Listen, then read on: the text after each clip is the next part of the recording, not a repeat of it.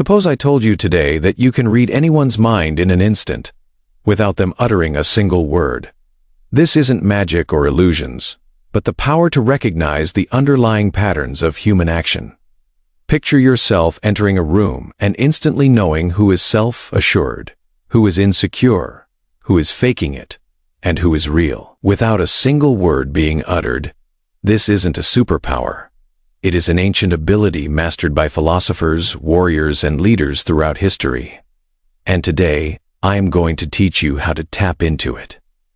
After watching this video, you won't only know how to read people, but also how to see life more clearly. But first, don't forget to hit the like button and subscribe to our channel for more impactful Stoic teachings. Step 1. Listen with more than ears. In order to read a person's mind, pay attention to more than their words.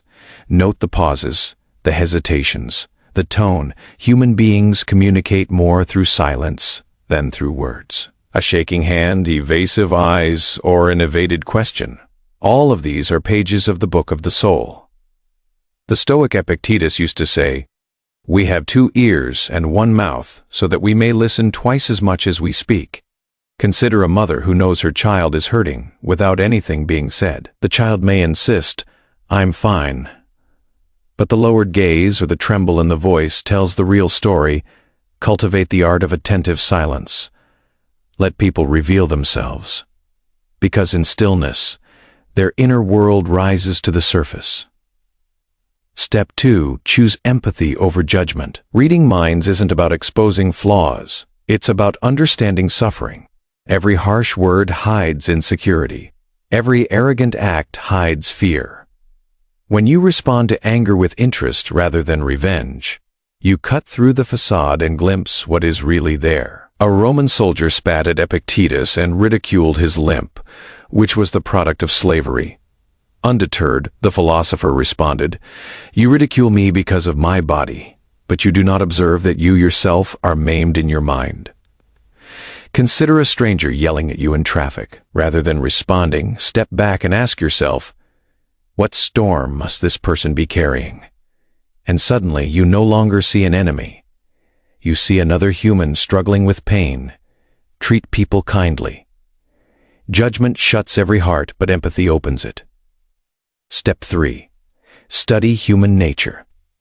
To read minds is to learn the universal patterns of humanity. People are motivated by the same forces: fear, desire, pride, and love.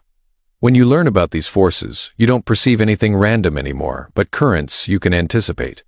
The Stoics watched soldiers, slaves, emperors, and merchants, and saw that despite the differences in their occupation, their hearts were with the same needs. Marcus Aurelius, the Roman emperor, each night wrote in his journal, not as a king, but as an individual, reminding himself that his enemies, his slaves, and his friends were equally fragile as life.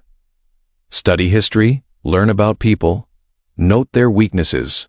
The better you know human nature, the brighter their minds shine. What is odd in a single man is understandable in the light of philosophy. Step 4. Learn the art of silence. Sometimes the most effective way to figure out what is on someone's mind is to just shut up. People speak themselves in silence.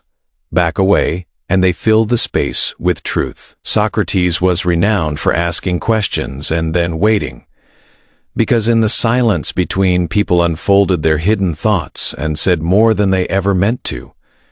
If you want to really know a person, do not be tempted to complete each silence. Create space. Listen not only to what is said, but to the pauses. Listen, my friend, not to words, but to silences, to pauses, and to what we do not say. Reading minds is not magic. It is intelligence. It is clear seeing, deep listening, empathy, and the knowledge of the common struggle we all experience. Once you know how to read others, you have the capacity to forgive, to direct, and to transcend the lunacy of miscommunication. So next time you encounter a person, don't ask, "What can I take from them?" Ask, "What can I see within them?" Because when you really read another human being, you see yourself staring back at you. And in that reflection is strength, courage, and wisdom that will never grow old. Remember this: to know others is a gift.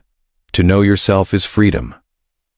But when you learn both, you unleash something much greater. And in the following lesson, I will expose the last Stoic secret, the one ability that will leave individuals believing you can see directly into their soul.